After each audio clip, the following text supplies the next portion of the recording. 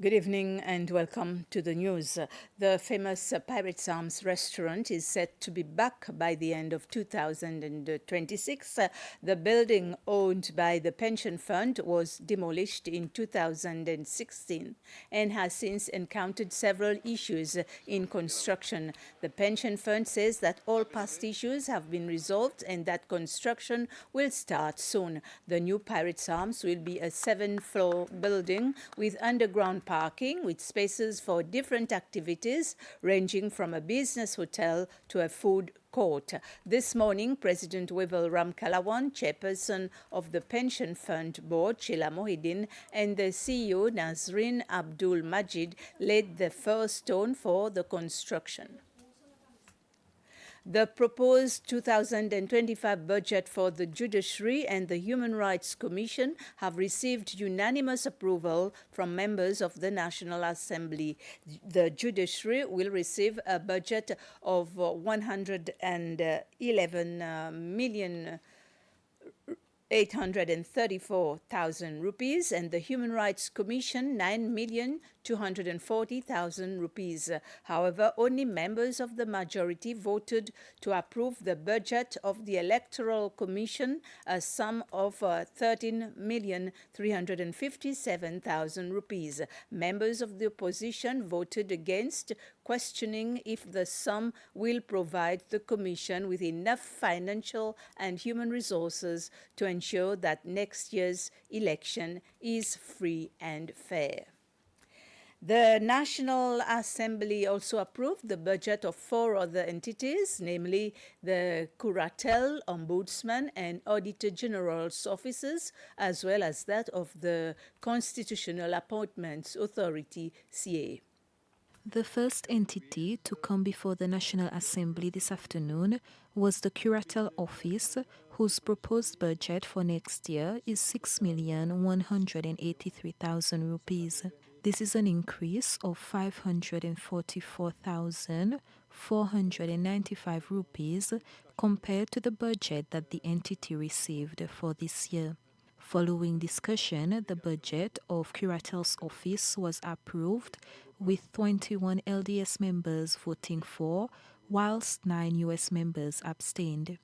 The other entity to debate its budget for next year was the Ombudsman's office, with a budget of 5,065,000 rupees, an increase of 641,000 rupees compared to 2024.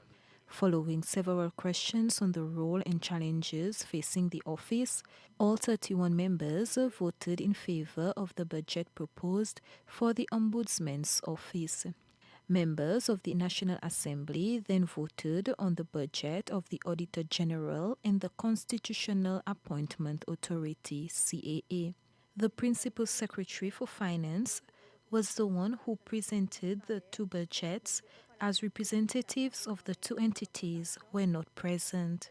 The budget of the Auditor General's office, which is 22,036,000 rupees, was approved by all 31 members, whilst the CAA's budget, which amounts to 2,299,000 rupees, was approved by 20 members, whilst 11 members abstained. Recently, there have been cases whereby boat owners and captains have tried to earn money when asked to assist someone who is in distress at sea. According to international maritime law, all ships at sea are required to help people in distress without having to be paid in return.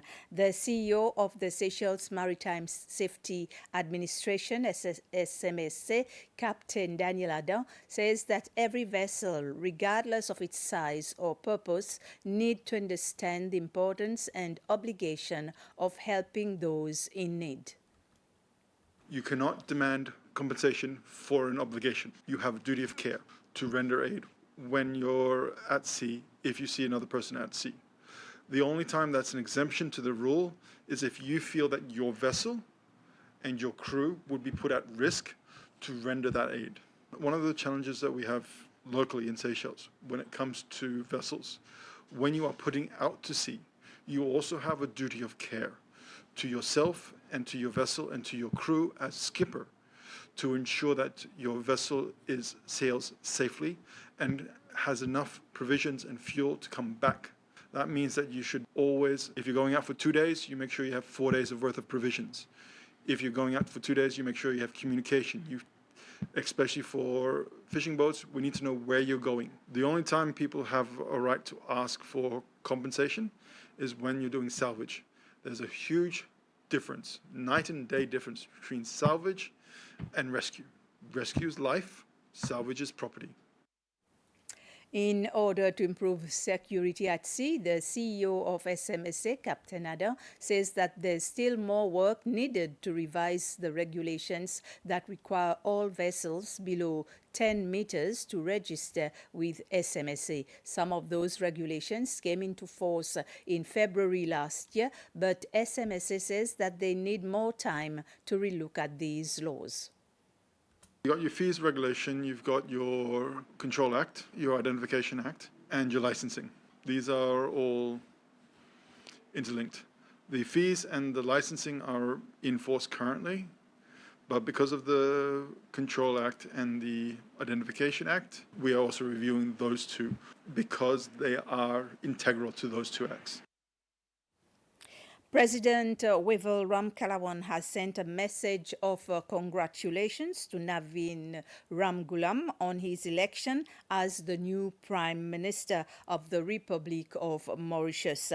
President Ramkalawan stated in his message that this mandate from the people of Mauritius is a testament to their trust in Mr. Ramgoolam's leadership and vision for a prosperous future. Seychelles and Mauritius have enjoyed excellent bilateral relations founded on mutual respect and shared values.